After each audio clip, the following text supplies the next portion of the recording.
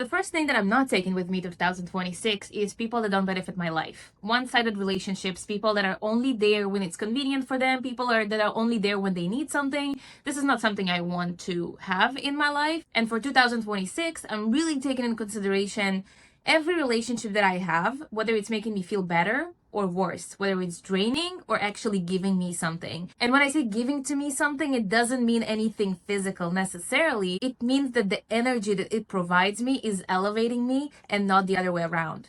But I don't want to surround myself with people that are constantly complaining about life and constantly finding what's wrong in life, or people that are there when it's fun for them, when it's nice, but when I actually need them, they disappear, they're not there, they're busy with their own shit, and they don't really care being there for me when I need them the most. These are people I don't need in my life. I'm not gonna call them friends. I might call them acquaintances, I might call them business associates or clients or something like that. But even then, I want to have business associates, I want to have acquaintances, and I want to have clients that make me feel better, not worse.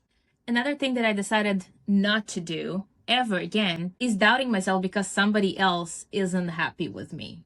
Now, if I made a mistake, I will apologize for it, but I'm never apologizing for being me, for thinking how I think, and for having the life that I'm having. If somebody's uncomfortable with who I am and how I live, it's a they problem, not mine.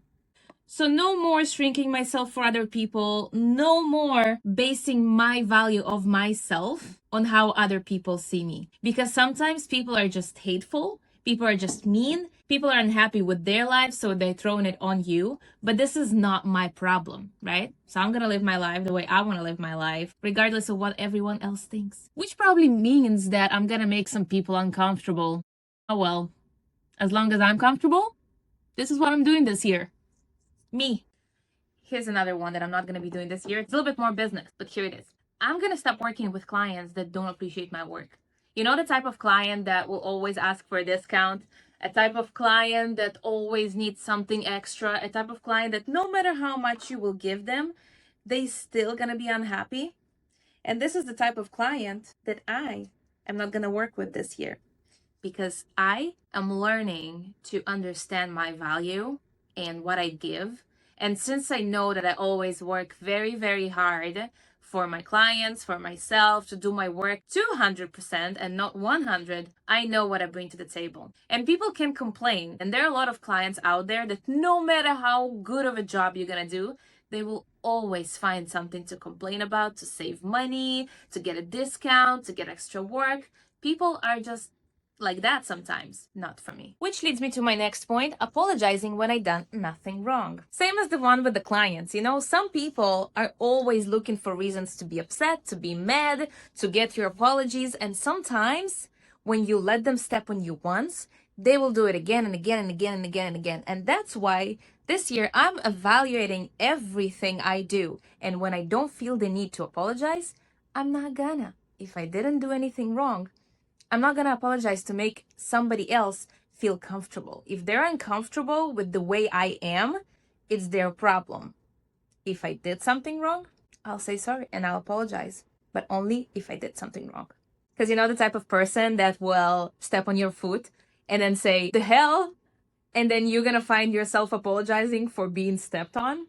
That can happen, you know, especially in New York on the subway. Oh my God. So pay attention to people that are blaming you for shit that you didn't do, because it's a way to mess with your head.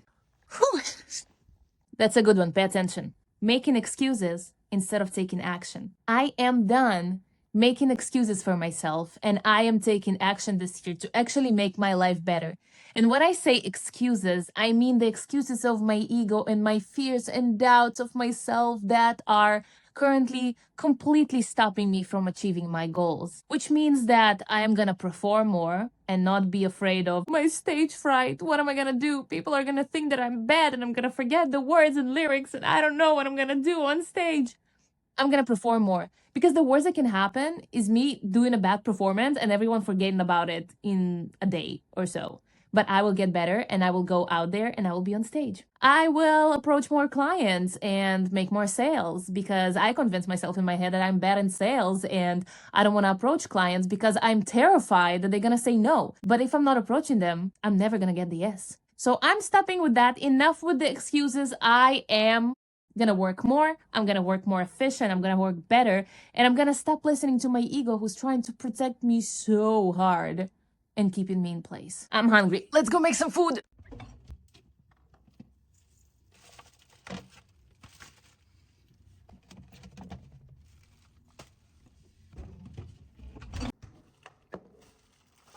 Next one, not believing in my abilities, not thinking I'm good enough. Enough with that crap.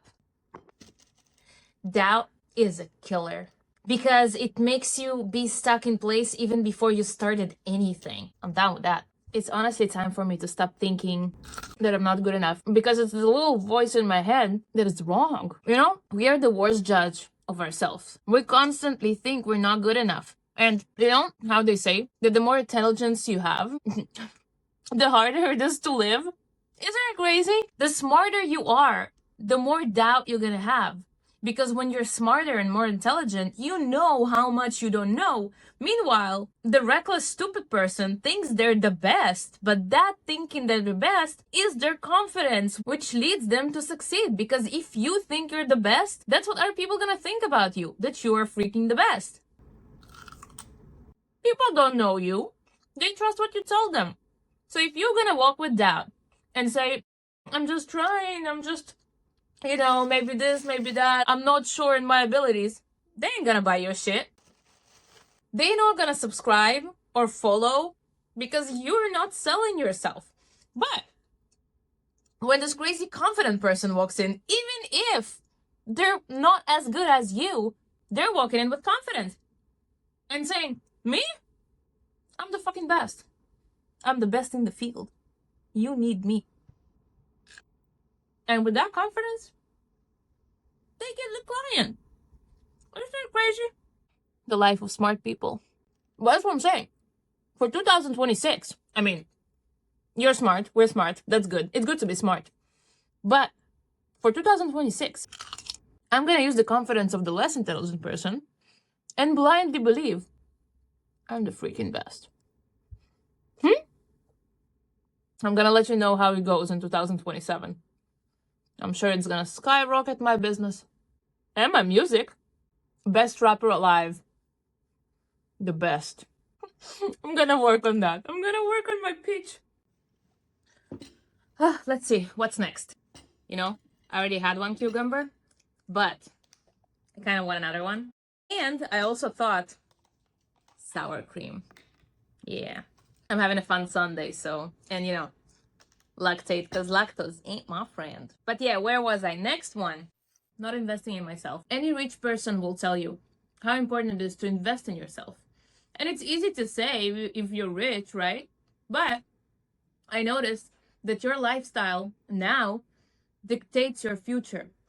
Because if you live unhealthy life because you don't have money. So for example, you go to the grocery store and you buy white bread, pasta, all these like made sauces that have tons of sugar and whatnot, and sausages or whatever, you eat unhealthy food because you don't have money to invest in good food, and then you feel worse.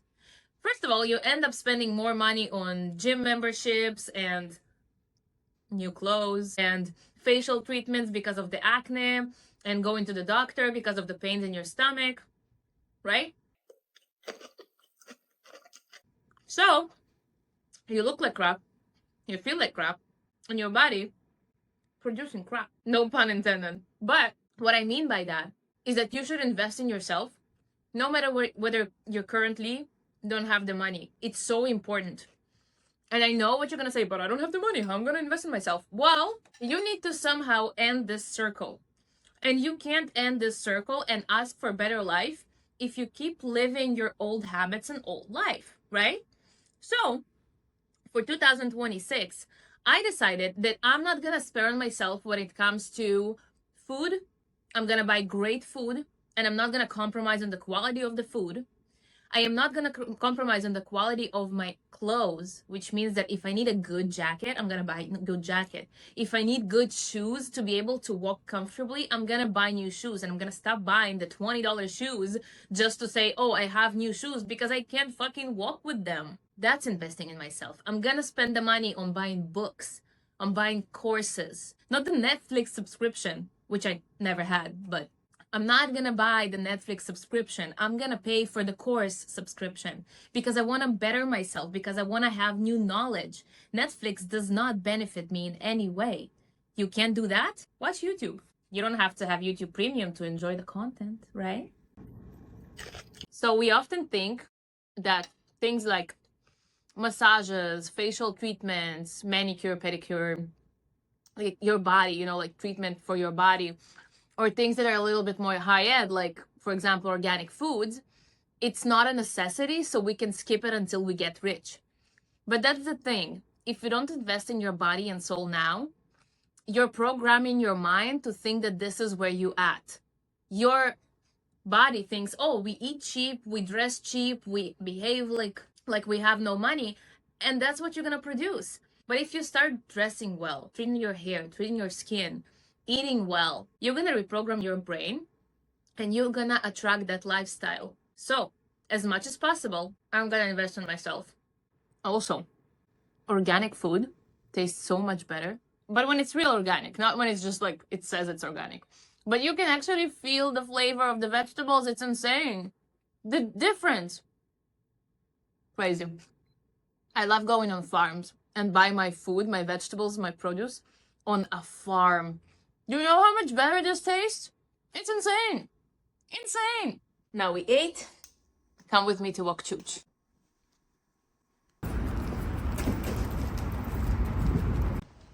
Last thing on that list for today is saying no to opportunities and yes to things that do not benefit my life.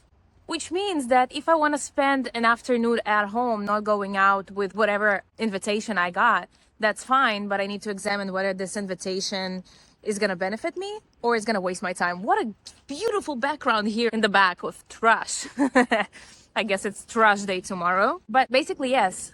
So often we say yes to things that are useless to us, like going to a party that we don't really want to go to because, I don't know, somebody invited us and we feel obligated to go and we don't want to offend them. And we say no to things that we actually should do just because it's so scary and it's terrifying. So I would say, let's say yes to things that terrify us and no the things that are So let's start this year right, with possibilities, with opportunities, with new things that scare us, but will benefit our growth and our life, and leave behind all the fears and doubts and negativity, and let's move forward. Enough with this endless 5-year bad luck since COVID crap. Let's make this year finally a good year.